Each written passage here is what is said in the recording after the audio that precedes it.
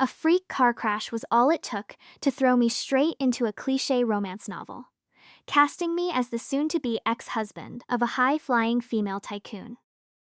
Eager to avoid the miserable, tragic end that lay in store for the original owner of this body, I didn't hesitate for a single second before grabbing a pen and signing the divorce papers. Across the desk, Alicia's elegant face immediately clouded over. "Colin, are you absolutely certain about this?" My heart skipped a beat, and I instinctively clutched my pocket. Was she having second thoughts? She had to be joking. There was no way on earth I was giving back a single cent of that astronomical alimony.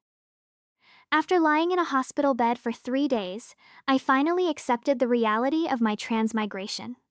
I, Colin Carter, an ordinary college student, had transmigrated into the role of the villainous ex-husband in a cliché CEO novel.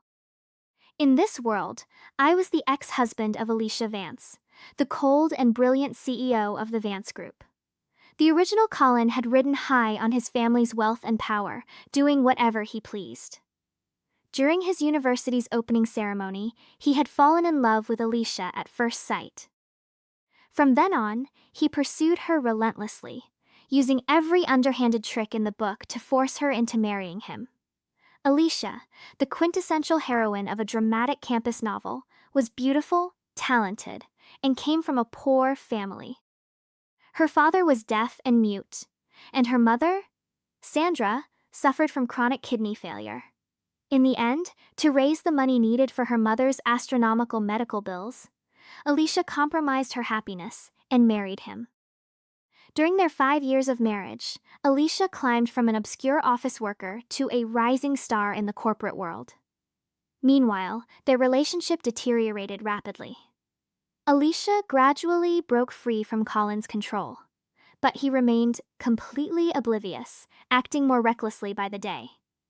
Until he pushed her unforgettable college sweetheart, Justin Miller, down a flight of stairs, fracturing his leg. That had been the final straw. Alicia filed for divorce.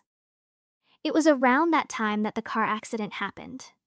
Waking up in the hospital, I found that Alicia hadn't come to see me until the 3rd day, only to cold-bloodedly toss the divorce papers onto my bed. "Colin, haven't you had enough?" Her voice had been ice cold, her eyes filled with impatience and disgust. Even so, when I first saw her face, my heart had skipped a beat. No wonder the original Colin was so obsessed. She was genuinely stunning. But when I glanced at the settlement details, my heart nearly stopped for a different reason. Holy crap, I am incredibly rich. The original Colin's family was wealthy, but he was a spoiled brat who had a younger brother favored to inherit the family empire. Managing the family business was never in the cards for him. Alicia, however, had built a massive fortune over the years, and her personal assets were staggering. Now that they were divorcing, the alimony she had agreed to pay, the breakup fee, was astronomical. All my life, I had tried to do good deeds, so becoming filthy rich overnight felt like a well-deserved stroke of luck.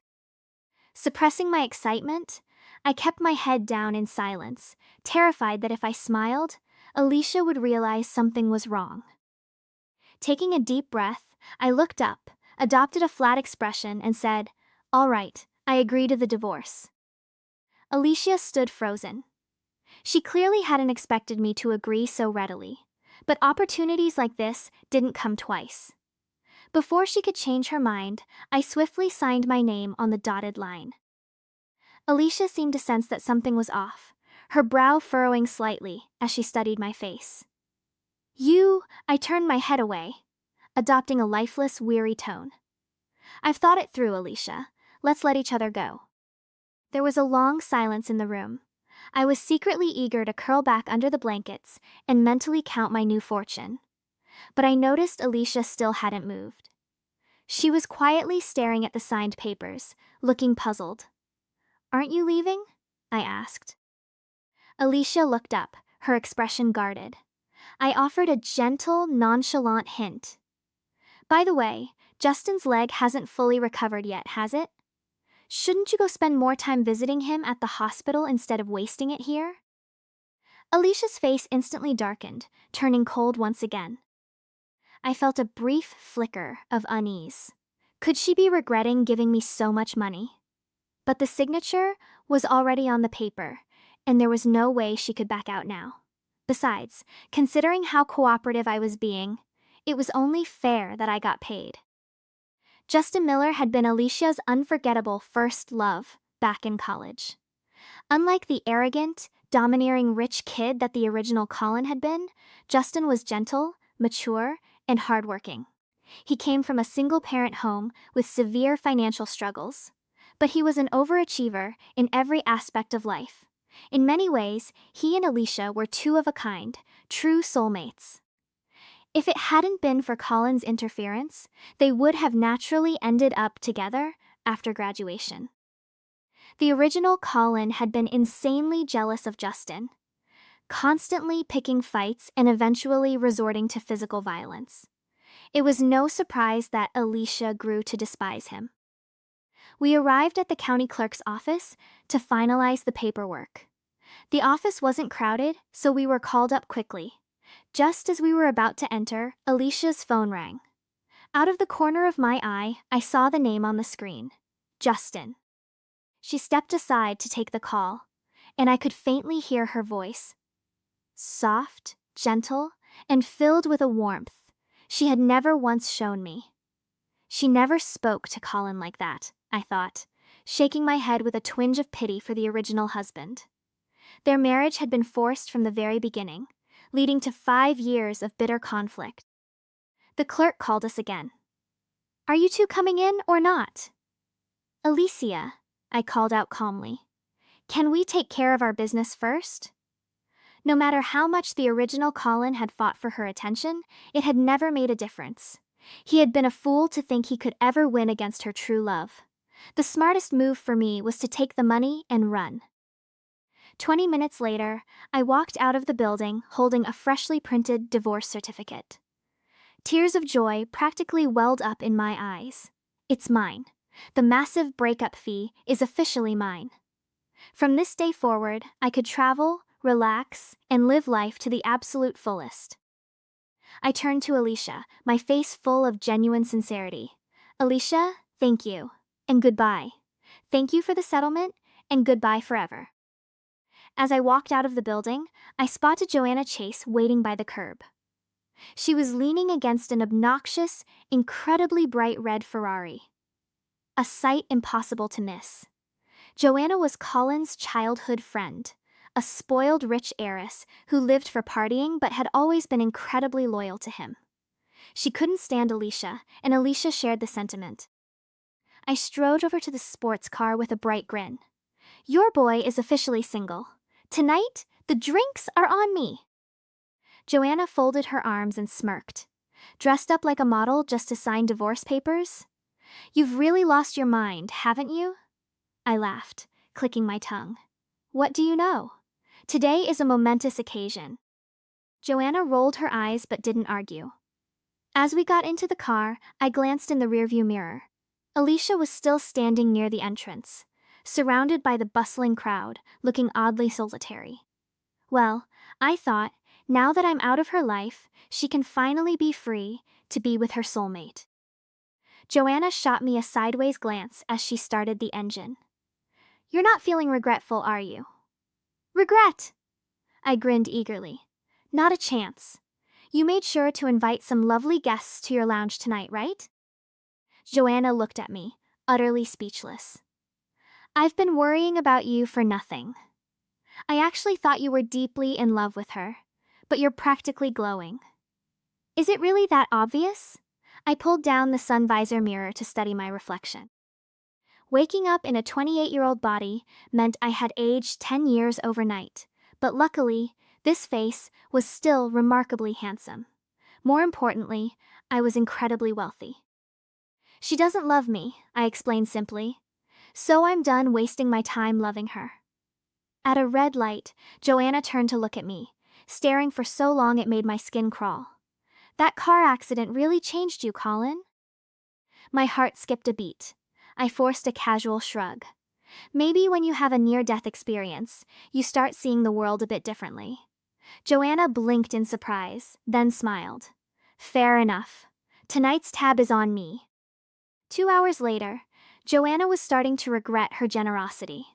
We were at her exclusive upscale lounge, and her face had gone completely dark as she watched me. Haven't you had enough?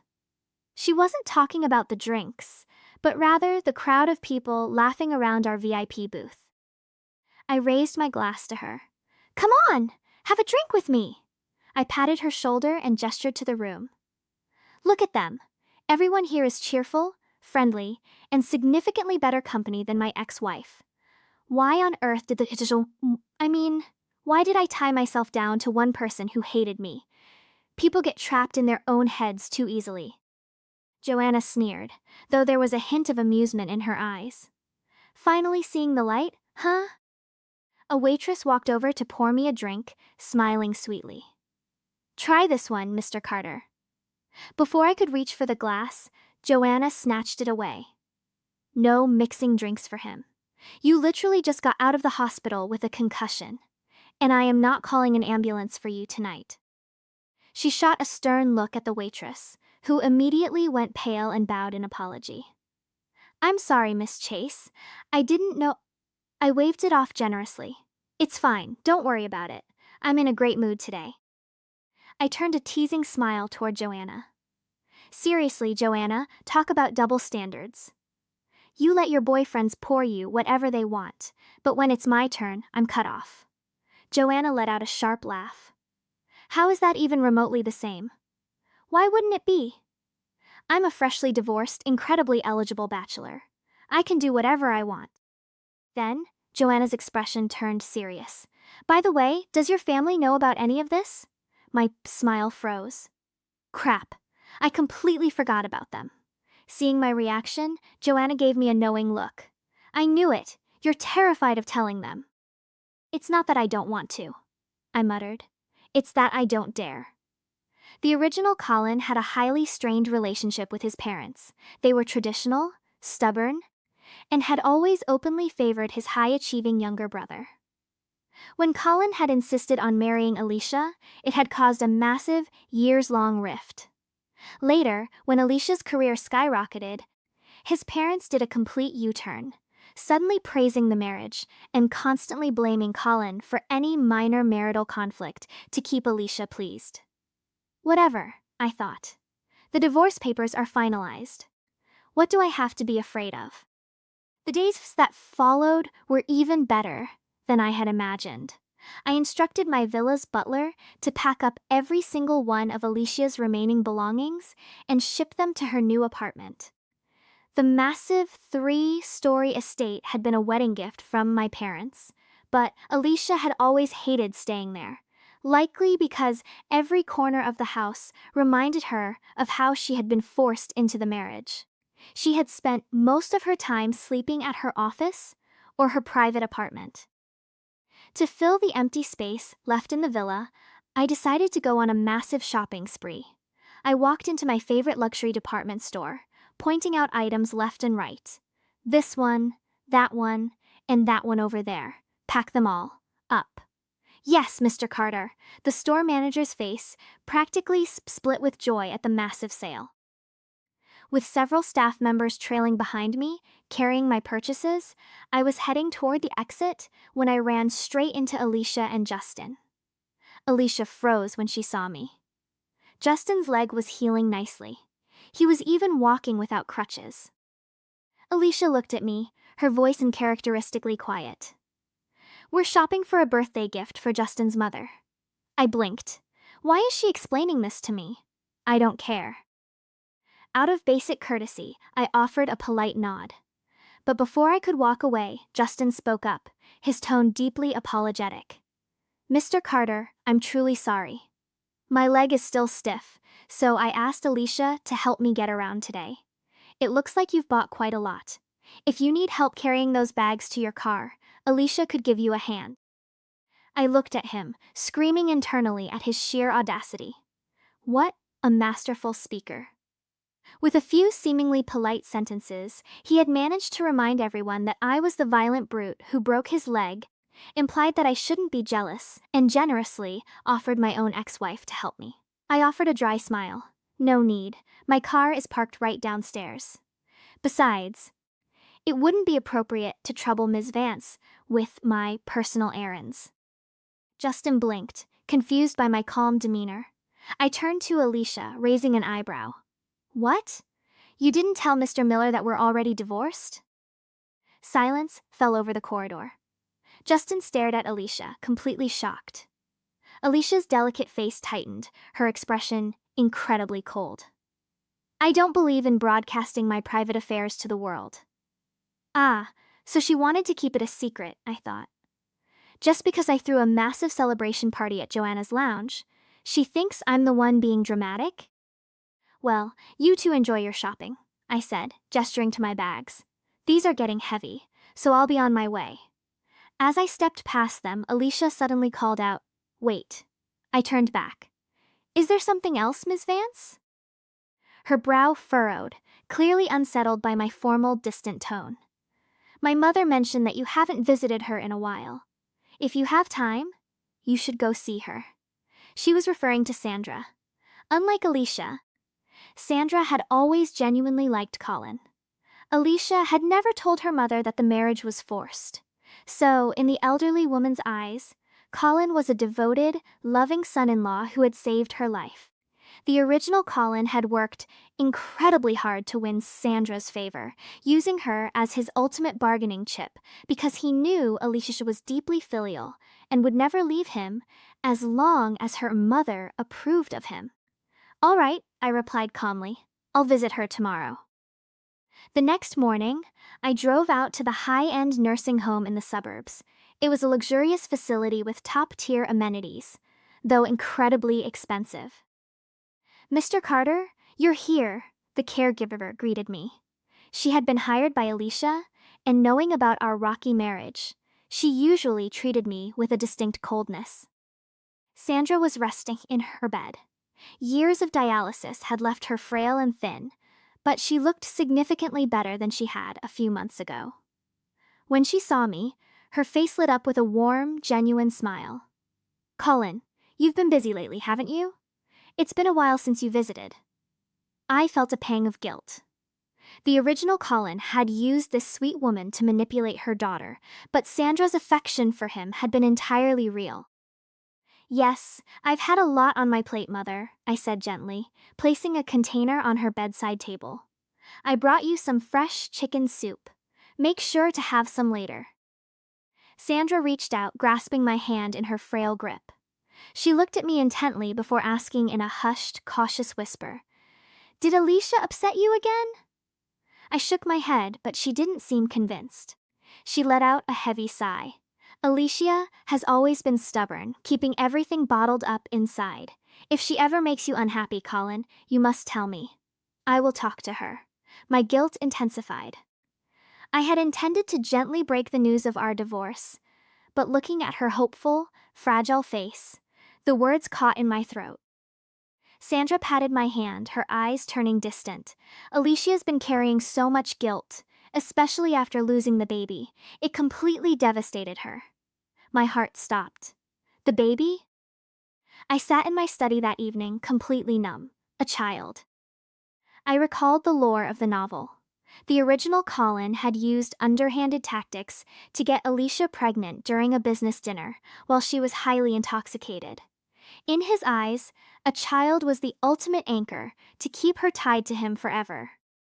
When Alicia discovered she was pregnant, she felt a wave of immense guilt toward Justin. But she couldn't bring herself to abandon her own flesh and blood. She decided to keep the baby and try to make the marriage work. During those few months, their relationship had actually been at its absolute best. Alicia obediently took her prenatal vitamins and spent her free time reading parenting guides, genuinely wanting to be a good mother.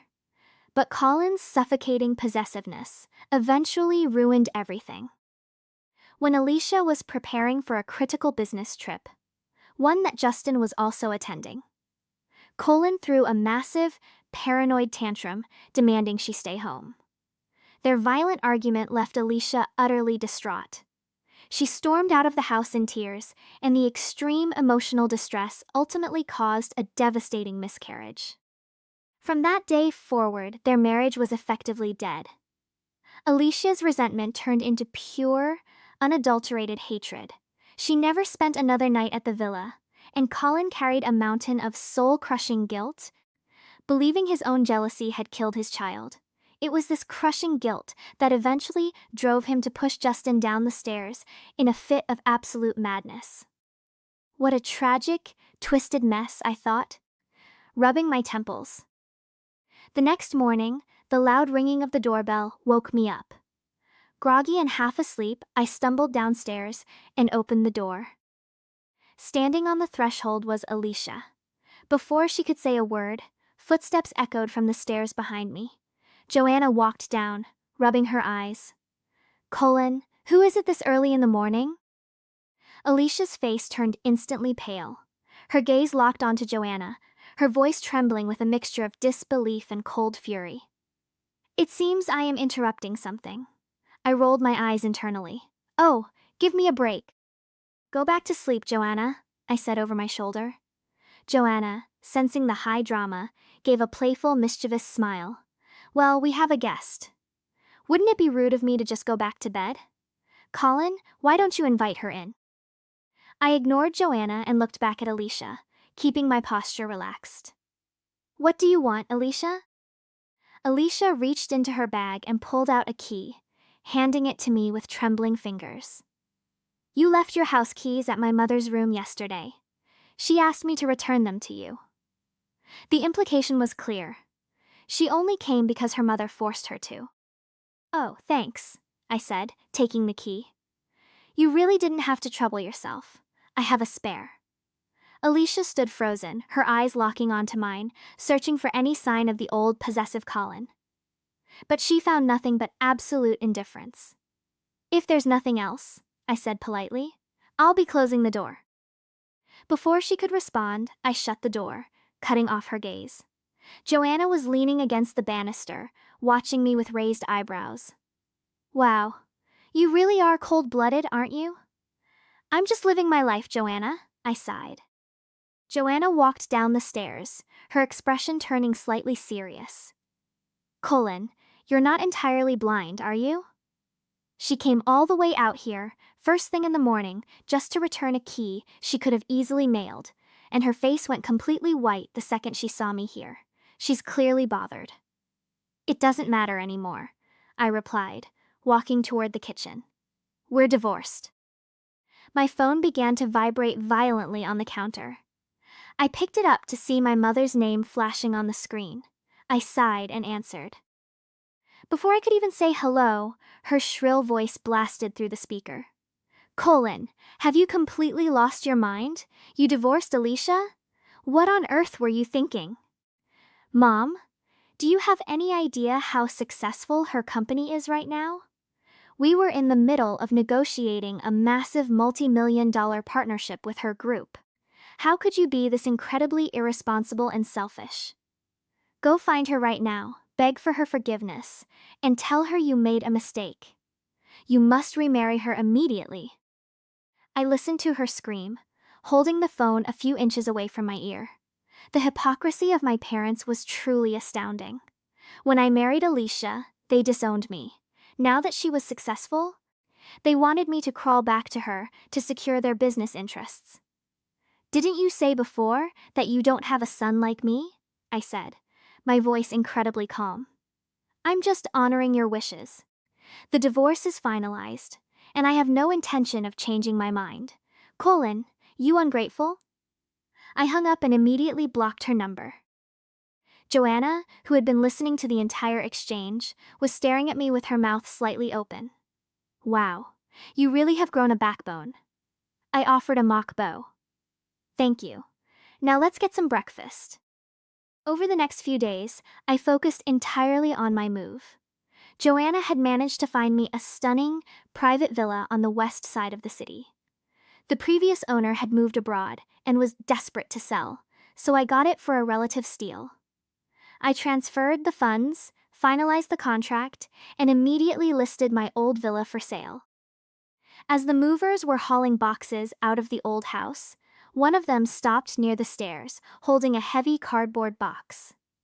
"Mr. Carter, what should we do with this one? It's filled with ceramic pieces, and it's pretty heavy." I walked over and looked inside.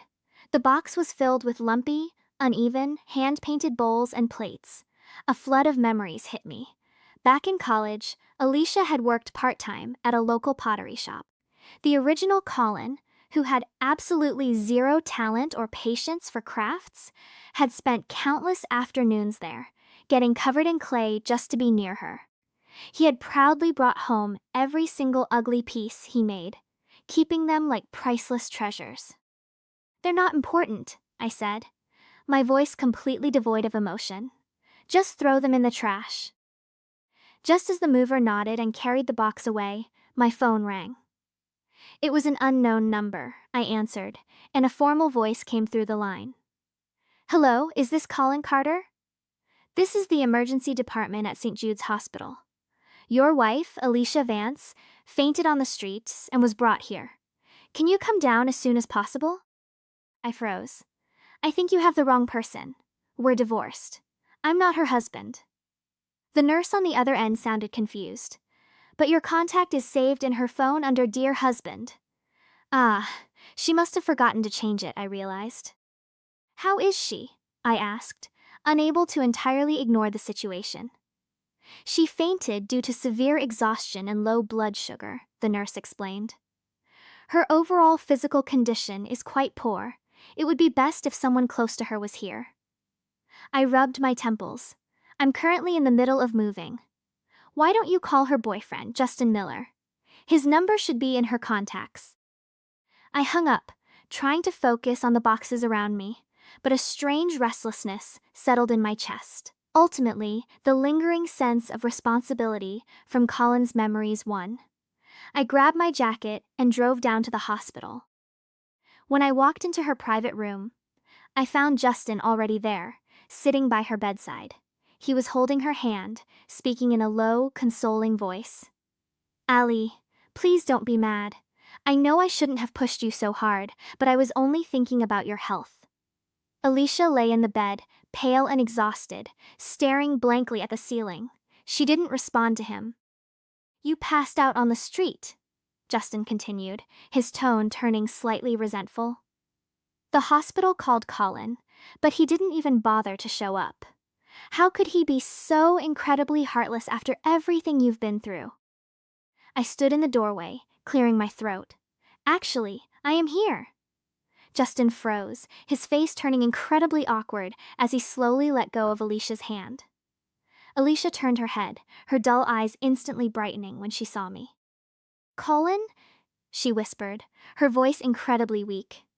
I stepped into the room, keeping my hands in my pockets. "I only came because the hospital called me. I wanted to make sure there were no misunderstandings. Now that Mr. Miller is here to look after you, I'll be on my way." "Colin, wait," Alicia pleaded, trying to sit up. Just then, the door opened, and a middle-aged female doctor walked in. She looked at me, then at Alicia, and offered a warm smile. "Ah, the husband is here. That's good." She walked over to check Alicia's charts. "The patient's physical weakness is primarily due to severe stress and nutritional deficiency. Mr. Carter, you and your wife are still young. Next time you have a child, you must take better care of her. An abortion takes a massive toll on a woman's body, and she needs proper rest." The room fell into a suffocating, absolute silence. I stood entirely frozen, my mind struggling to process the doctor's words. "An abortion?" I stared at the doctor, my voice barely a whisper. "What did you just say?" The doctor looked at me, her brow furrowing in confusion. "An abortion. Didn't you know? Mrs. Carter came to our clinic last year. She told us that both of you were focused entirely on your careers and weren't ready for a family, so she chose to terminate the pregnancy." A wave of icy, absolute shock washed over me. The original Colin had spent years carrying the crushing, unbearable guilt of believing his angry arguments and jealousy had caused Alicia to miscarry their child.